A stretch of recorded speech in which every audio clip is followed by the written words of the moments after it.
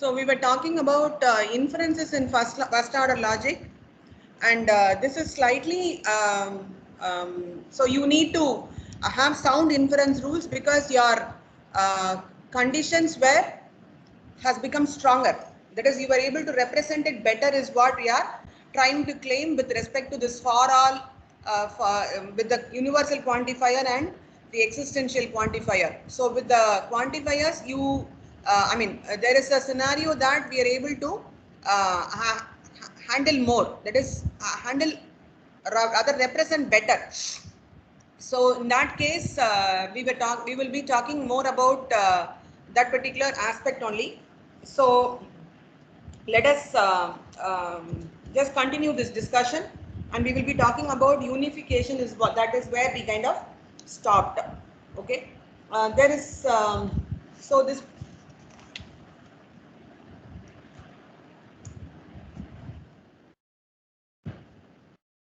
column constant we already talked about. So where supposing this is called as a substitution theorem. So there exists v comma alpha. V is your variable. So if you substitute v by k in the model alpha, you will be where k is going to be your constant. Okay, where you can substitute v with constant, and then you can try to infer that from your knowledge base is going to be your scenario. And this C1 for the there exists constant is called as the Skolem constant, because there exists x means you're talking about a very few scenarios like that. So you are not expecting a huge set of it is not for all. That is, it's not a complete truth. So it is true only for some conditions. Some variables. So therefore, that is called as a Skolem constant, and this is called as Skolemization also. Okay. Now, reduction to propositional inference. This is what we talked about. So the propositional, we supposing the knowledge base contains the following scenario only. For all x is a king and x is greedy. This implies x is evil. And you have John is a king, John is greedy, and Richard is the brother of John. So you already know that Richard is a brother of John and John is a king. So there is a possibility that Richard can also become a king. So therefore, you are instantiating the universal sentences in all possible ways. The sense that you can replace it with this scenario. So for all v comma alpha, substitute v by g comma alpha. So g is called as the ground term. So you are substituting that in order to generate these sentences also. So John is king, John is greedy. You can also infer Richard is a king, Richard is greedy, etc. Okay, because this is what we are instantiating. So this is one scenario, and this is called as propositionalization. That is, excuse me. So that is applying the inferences as inference rules of propositional logic to the logic first order logic sentences is called as basically propositionalization. Okay. So with that, there is actually what is called as a generalized modus ponens, and that is what we are going to see in the respect of unification. So supposing you have this is what we have just now seen. Apply unit resolution and then return the result. So the problems is with function symbols, there are infinitely many ground terms. So how do we handle is going to be your question. Whereas in the scenario of propositional logic, there is no concept called as function. So you were able to get apply the resolution easier. Whereas here it will become difficult because there are many functions available. So problems with propositionalization. So this is what it's sometimes it seems generate a lot of irrelevant sentences also. For all y, y is greedy and brother is Richard of John. From this, it seems that John is evil. So you can, if you try to apply facts, it will also get Richard as greedy. That may not be true is what is the claim. So how did we get this? So in fact, I told you this in the beginning. So the reason is I wanted to just show that you can try to generate as many sentences as possible, because Richard and John are brother. You can claim that Richard is a king, and since he is going to be since he is a king, he is a brother of John, there is a application that if you try to substitute, you will get that as Richard is greedy also. But this you have to validate. Okay, so for all my, you might know he might not be greedy. So that is one scenario. If he is not greedy, then this will also not become true. So for all x is a king and x is greedy, then this implies x is evil. So that may not be also true.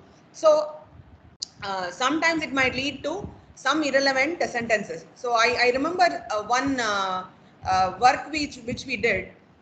We kind of started a work on, this is already published also, you can take a look at it in some of the articles. We were trying to generate stories from hints, okay, hints development. I don't know how many of you have done this hints development in your 9th, 10th, 11th, 12th standard. So you will be given a set of something like a man, dash, good characteristics, then he went to forest, something like that. Okay, he went to forest, etc. So your aim is just to build a story out of this. Now, a simple scenario would be to just take it sentence by sentence and then form it as a complete sentence using a syntax. Okay, so this, you should understand this problem better. I am telling you this problem because I have already asked you to start looking for projects. So you might probably be better off with this particular aspect. So the scenario, simple scenario would probably be take sentence by sentence and then try to fill with prepositions, article, and form a correct sentence using the grammar of English. Alternately, and you can also do that for the second sentence and so on. So that will be a development of hints, but it will be just a very crude development of hints. Okay, in order to put your creativity into it, you need to have some kind of a bridge between these two. Okay, so you should try to do some inference between the first sentence and the second sentence, and then try to bridge a gap here. Okay, that is a good story.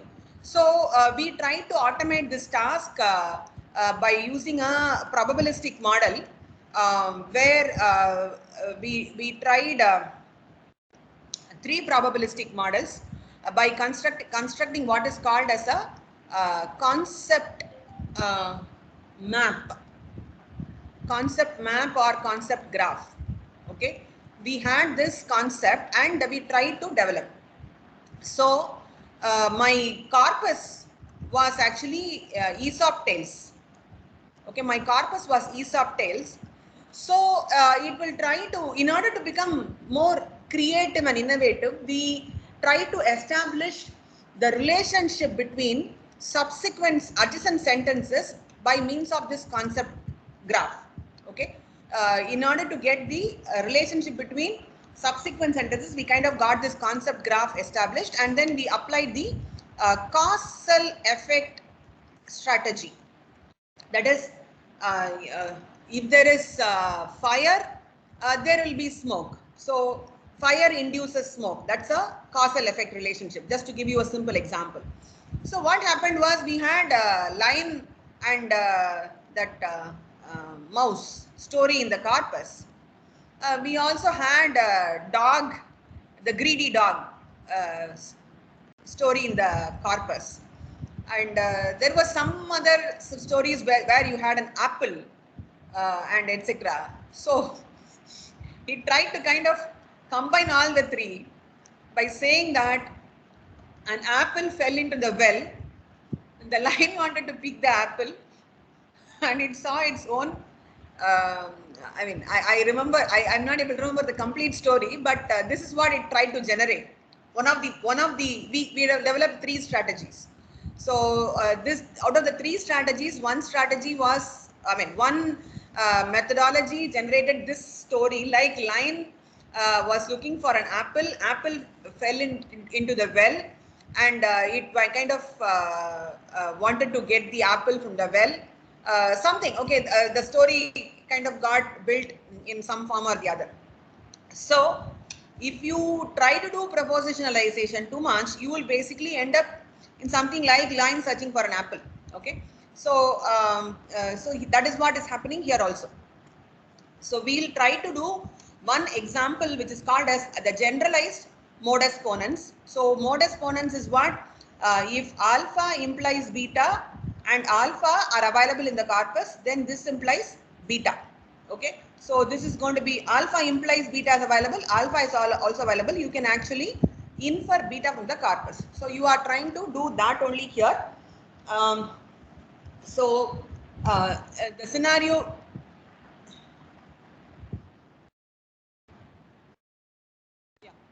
The scenario will be, consider the same corpus for all x if x is king, okay, and x is greedy. This implies x is evil and John is a king,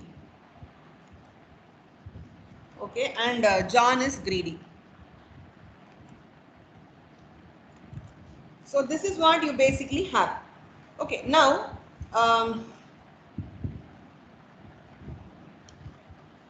supposing you have in this particular corpus, so from this we can conclude that John is evil. So that is obvious, just simple substitution will basically do that job. So supposing you have what is called as for all y, greedy of y. So what does it basically mean? Everybody is greedy. This indicates everyone is greedy, okay, which is actually true, to be very honest with you. So if this is available, then rather than without this statement, you can still conclude that John is evil because everyone is greedy and John is a king. So if a person is greedy and it's a king, then it is going to be evil is going to be your conclusion. So that is also possible. Now, this is called as inferring from the implication. Inferring from the implication. So you are trying to now apply, you can apply the substitution x by John and y by John, okay, in order to generate John is a king, John is king and John is greedy, in order to conclude that he is going to be evil. Now this inference process, without even having a generalized statement like this, can be captured using the generalized modus ponens. So rather than having specific terms and rather than applying the simple modus ponens logic, you can try to apply a generalized modus ponens rule by what is called as a principle called as substitution. Now we already talked about substitution here, where we said substitution basically you are talking about substituting this variable with a particular constant k here. Similarly, here substituting with v by g, which is a ground term, okay, or I think it's called as gerund also if I remember right, but it is not there in this book. So what is the generalized modus ponens basically tell you? So it says that supposing you have atomic sentences pi, pi dash and q. So these are three atomic sentences, and there is a substitution theta such that substitution of theta comma pi dash is equal to substitution of theta comma pi, and this is true for all I. Okay, so what happens is pi dash is an atomic sentence, pi is also an atomic sentence. If you give in pi dash, there will be some variable. So if you substitute that constant with this particular variable, in that variable, similarly the same constant is given to this particular variable also, okay, then they are representing the same sentence, and this is true for all your atomic sentences pi and pi dash. Okay, for all I. Okay, there are some n 5 atomic sentences p1 to p5. There are 5 atomic sentences p1 dash, p2 dash, etc. up to p5 dash. So if you substitute that, and if it's going to be the same for all I, then you can infer this is going to be your scenario. So pi1 dash, p2 dash, etc. up to pn dash, and if this is available in your knowledge base, similarly p1 and p2 and etc. up to pn, this implies q is also available in the knowledge base, then you can say substitution of theta comma q. What is the conclusion here? Atomic sentences p1 dash to pn dash are available in the knowledge base. All are available, okay? And supposing you have this is your alpha implies beta kind of, and this is your alpha. So you are concluding beta here, but not directly. You are not concluding beta randomly. You are applying a generalized concept where alpha and beta, alpha will be a ORing of all the ANDing of all the atomic sentences, and this alpha consists of P1, P2, P3, etc. All these are atomic sentences, and this is going to be true. Okay, if this is going to be true, then in the inferred statement also, if I substitute theta with q, that is going to be true. That is what we are inferring here. Now, if you try to do that,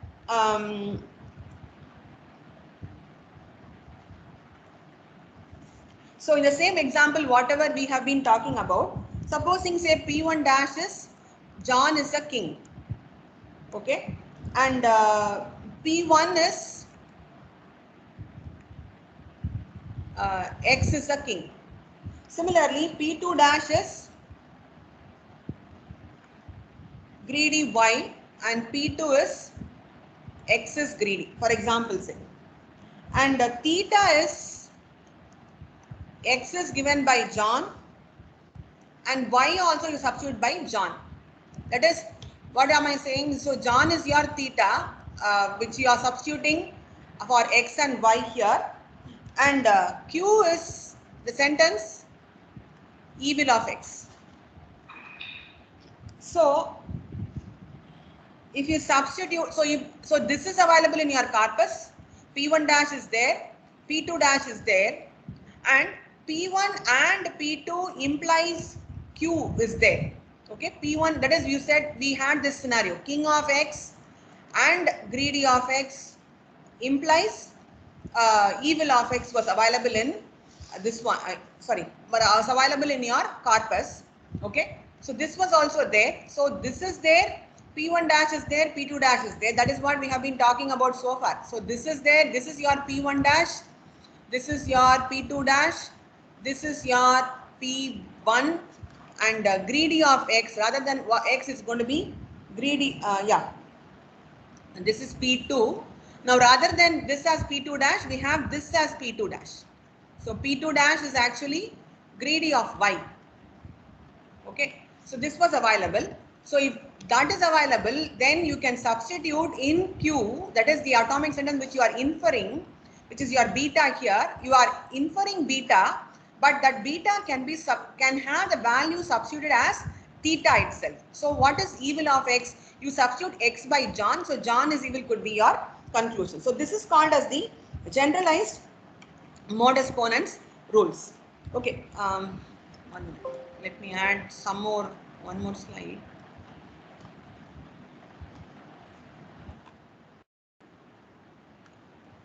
So in this case, supposing say you have some theta that satisfies the conditions of the generalized modus ponens rule, okay, GMP rule. Okay, then if you are given P1 dash etc. up to Pn dash, you can infer that substitution of theta comma P1 dash and substitution of theta comma P2 dash and substitution of theta comma P3 dash etc. up to substitution of theta comma p and dash could be inferred, because we said that theta is true and p1 dash to p and dash is also true. So and q is also true, for example, say that is just changing this, okay, inferring beta here and then trying to get alpha derived from this particular situation. So that is also true. So and if you have the implication p1 and p2 etc. up to pn implies q, if this is going to be available in the database, you can, I mean knowledge base, we can infer that substitution of theta comma p1 and substitution of theta comma p2 etc. up to substitution of theta comma pn will imply substitution of theta comma q. So this is a generalized modus ponens rule. So where you say alpha and alpha implies beta, this will conclude beta. It is just saying the otherwise. Alpha implies beta and beta is there. You can imply, you can infer alpha and vice versa. So alpha and beta is there. Since it's a substitution, it's a generalized modus ponens rule. The other could basically be inferred. So this is your inferring alpha implies beta here, okay. But what you are given is alpha implies beta is given, but you are inferring substitution of alpha implies beta from the knowledge base. So this is the generalized modus ponens. So this will be used tremendously for inferring from your scenario. Okay. So this generalized modus ponens can be stated as substitution of theta comma pi dash is equal to substitution of theta comma pi for all I, where pi's, sorry, where all pi's are your atomic sentences. Okay, now after this there is another concept called as unification. This is a very good, it is going to be an extension of your substitution, okay. So this unification and lifting are the extension of your substitution theorem and generalized modus ponens theorem. So this is going to be useful in your forward chaining algorithm for first order logic.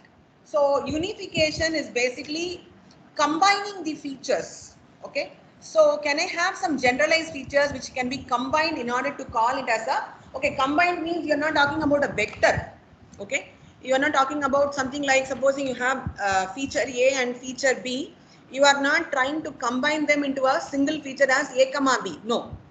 So can I have some generalization of the features, okay, and then do a substitution? That is what is called as unification. This is phenomenally applied in natural language processing, where you are talking about identifying the sentence structure, okay, and what is called as parsing. So we have parsings like shallow parsing and deep parsing. So for Indian languages, deep parsing may not be possible because of the language characteristics. You normally go for only shallow parsing, okay, Tamil, Hindi, Malayalam, etc. So all these you'll have only shallow parsing which is possible. I mean, deep parsing may not, it's possible, but it is it is something like getting the the granularity of the word will be so much that you cannot, I mean, it is not required, okay, or it will not probably give you any information, okay.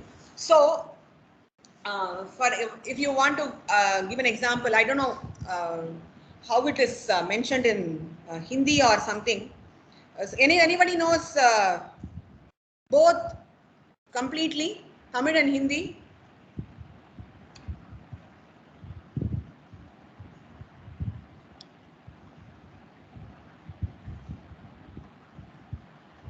Anybody knows both? See, I'll give you a Tamil word. See, this is not characteristic of English. So, for example, I did this, okay. I did this is non-Seiden, okay. Seiden is, say is did, okay. I did some work. I did some work, okay. Non-Velai Seiden. Supposing I can have the different tenses of this particular word as செய்து கொண்டு இருக்கிறேன். I have been doing this. So these are different words in English. Okay. So if you take it in Hindi, how does it basically do? May a come. How do you say it in English? Hindi, yeah? If I speak, then you will laugh. I don't want that. My Hindi is only for Bajiwala and grocery store, not for anybody else.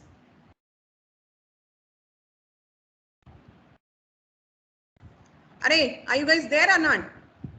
Today itself you took, you started recording and just left, huh? Oh, ma'am, I think they want to hear you speak. Yeah, tell me.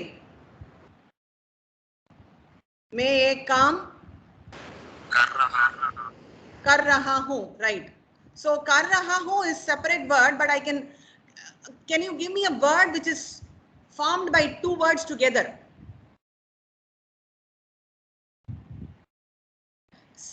My kondi irikkirom is kondu plus irikkirom. It's two words, but it is joined together. So kar raha hu, okay, raha hu is together only. Okay, so therefore you will have words which are a combination of two words in Indian languages. I do not know Telugu or Malayalam. I can just give examples only in Tamil, but to a certain extent in Hindi, but not any other language. So you can try to look at that aspect. So that will call for unification. So where substitution is going to be a major task.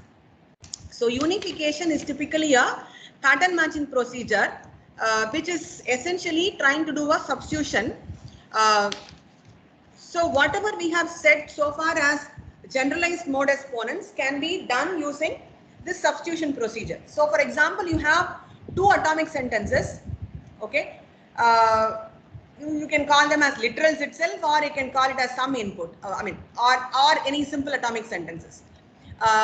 This algorithm will return a failure if they do not match, and a substitution list theta if they match. Okay, so it will give you a substitution list. That is, what are the words that has basically matched these two sentences, atomic sentences.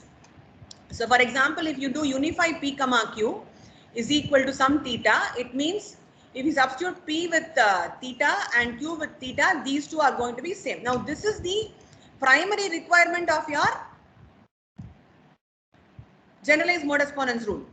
Okay, so you call the algorithm unify in order to check whether what is the theta value that is basically matching, and then use that for subsequent processing. So this theta is called as the most general unifier, MGU.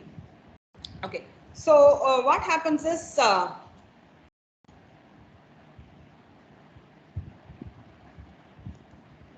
for example, you have this sentence. Some more content to write.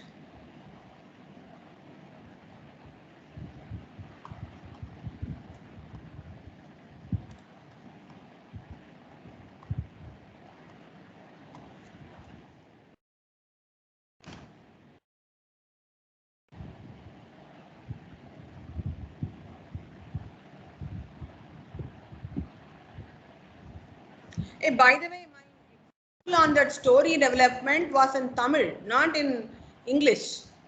So you could understand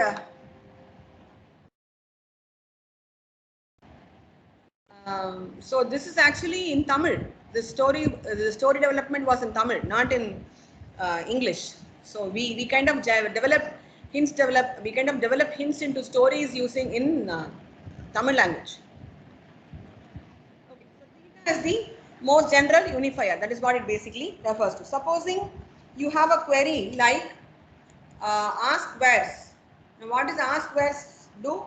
Ask wheres will give you the value of x that satisfies this particular query. That is truth. I mean, from the knowledge base, it will get them. It will get the value of x for which this is going to be true. So it basically says whom does John know? Okay, so knows is my query. So x comma John knows. So whom does John knows? Okay, that is what whom does John know is going to be your query. So you can actually try to get from the knowledge base using this knows command. Knows is a function. John comma x is going to be your actual thing to be captured. So you can actually call unify algorithm, which is going to take actually two atomic sentences, p comma q, right? So you can call unify knows John comma x comma knows John comma Jane. Okay.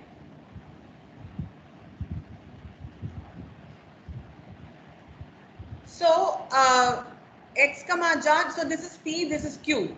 So this could be true or false, I do not know. If this is going to be true, then I can say my conclusion is x can be given substituted by Jane. That is your theta.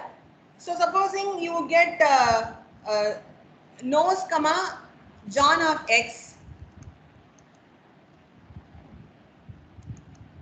Okay, unify and knows y comma Bill. So look at that, it is actually changed. Okay, now this can conclude that x is replaced with Bill and y is replaced with John. So this is also a possibility. So if this comes to true, okay, then this is going to be your possibility. Alternately, if you think that unify knows John comma x comma knows y comma mother of y,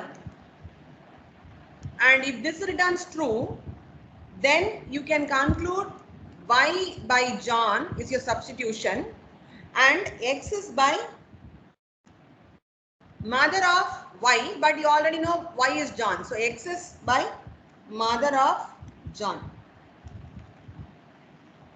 And supposing if this fails, the following will fail. Supposing if it fails, knows John comma x and knows x comma Elizabeth. If this returns true, okay, so because if this returns false, it is false because I have x here as well as here. So I need to have two different variables. So I'm talking about referring to the same variable. So this will basically be a false in the knowledge base. So from this kind of a scenario, the last unification will basically fail because of the same x is available. X cannot take both the values of Elizabeth here as well as John here. So this is going to be a failure. All the others are going to be correct. So supposing you want to change this problem slightly, if this wants to be a meaningful unification, supposing, okay, what does it basically mean? What does this sentence actually mean? Supposing this is available in the knowledge base. This is an atomic sentence, right? If you have this sentence in your knowledge base, it means x knows Elizabeth. X is what? Everybody. So this implies everyone knows Elizabeth. Okay. So if you have that alone, supposing you give that as a different name, okay, rather than this x, if you call this as y or something other than that, then this will also basically succeed. Because these are all atomic sentences available in the knowledge base. You are trying to check whether do they unify or not. So when you are unifying, you should not have the same variable referring to the opponent. Okay, so it should basically be different. So that I mean, this is the correct example. So John who does John know? So John knows everyone, okay, or John knows X, and Y knows Bill. So you can if this is going to be true, if the unify returns true, then John will be Y and X will be Bill. Similar sentence can basically be formed. So here the problem was if both were X, so it was confused. So therefore this will not work. Now let us look at the unify algorithm.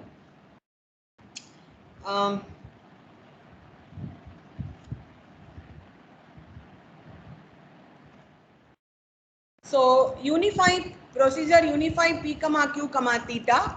So you can see that it is trying to take two atomic sentences and returns theta. So theta is the substitution, right? So here use this is the simple algorithm. So scan P and Q from left to right and find the first corresponding terms where P and Q disagree. That is, P and Q are not same. So if there is no disagreement, then you return the theta, which is successful. Supposing here R and S are some terms in P and Q where disagreement first occurs. So that is, you are trying to solve that Elizabeth kind of case here. Okay. Supposing if R is a variable, then you assume theta is equal to union of theta comma R by S. Okay, and then you return unify, that is called this function, by substituting theta with P and substitution of theta comma Q and then theta. So supposing R is a variable. So R and S are the terms where these two have basically disagreed. So in this case of X, okay. So you are substituting that here and substituting that here, and then you make a call to call it recursively with the modified argument, for which this theta is going to be union of theta comma R given S. So that is going to be, it'll, okay, if you remember the algorithm, it says it will return a list. Okay, so it will probably say for theta can be one list for the agreement of P and Q directly, and if there is a disagreement for some value of theta, and if you are checking whether it is going to be because of some variable R, okay, R in P and S in Q. So R is in P, so you substitute R by S, okay, and then you give theta here. So compute union of this two, and then you call again this substitution lemma. Else, supposing S is a variable, then you call just the reverse, S by R, and then you substitute theta by P and theta by Q and then call it. If you are not able to give any of these two, then you call it as a failure. So, so you are trying to concatenate the sentences and try to do a combination in order to get your complete set of theta established. Okay, so it might be true for some instances, but you cannot rule out the truth of those other sentences because there could be simply a disagreement on the variables. Okay, so that you are trying to find out. So this unify is a linear time algorithm that returns most general unifier MGU, the shortest length substitution list that makes the two literals match. So here there is not a unique minimum length substitution list, but unify returns one of minimum length. So that's your scenario. Another inference is you cannot replace a variable by a term containing that variable. So for example, X given f of X is illegal. Okay, there is something called as occur check. Should be done in the above pseudocode before making recursive call. So what is occur check? Occur check is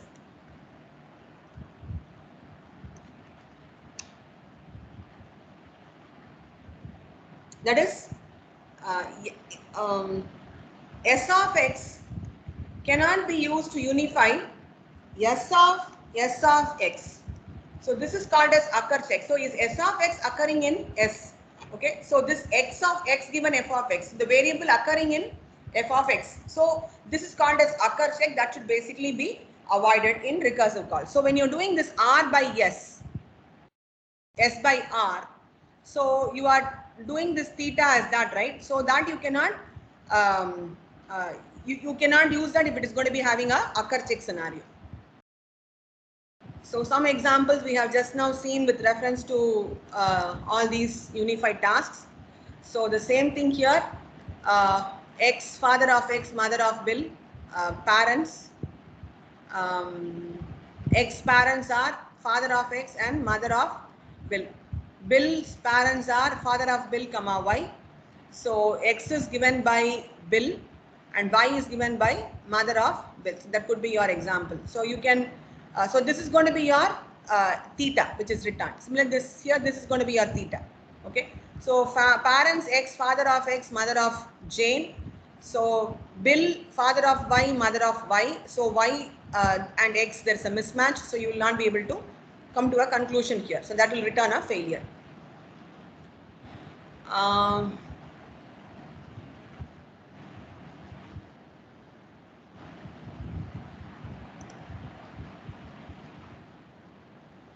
This is what we have just now seen. Mother of y, John, etc. This is failure we have seen.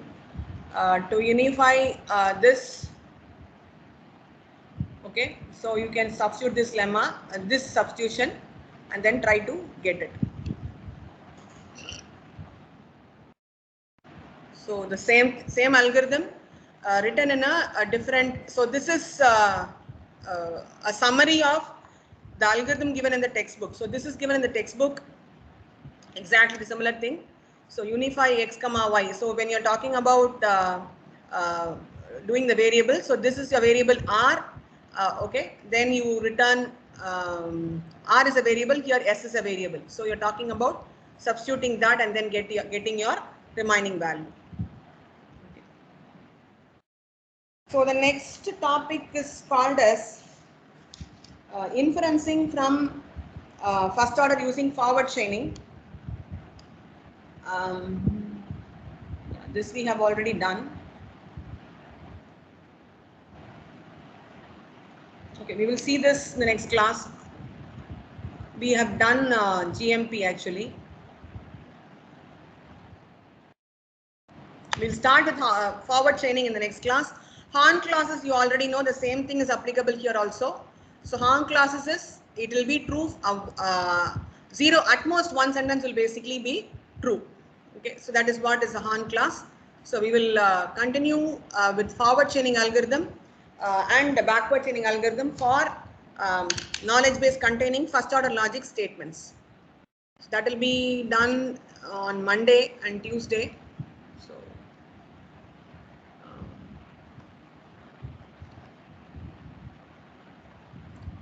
okay, yeah, thank you. Thank you.